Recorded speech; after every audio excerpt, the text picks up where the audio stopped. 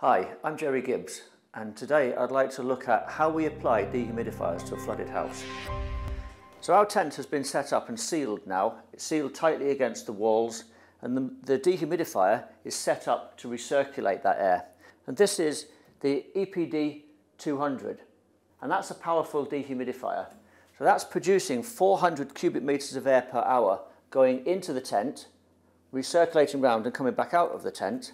And then to drive the wheel that's inside the machine to absorb the water, it's producing 125 cubic meters of air per hour, which is coming in from an unaffected area through the machine to be heated up, drive the water off the wheel, and then we have the humid air outlet, which we're going to discharge out to an open area.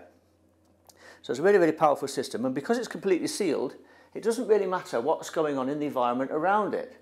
People come and go, doors open and shut, kettles are on, pasta's boiling on the stove. The humidity in the kitchen could be quite high, but that's not going to affect what's going on in the tent. As it's a sealed environment, the dry air is totally focused on that tent. This tent enclosure, 2.5 cubic meters per hour. The process air coming through here at 400 cubic meters of air per hour says that we're going to do 160 air changes in that tent. That's a phenomenal amount, and that's going to dry very efficiently indeed.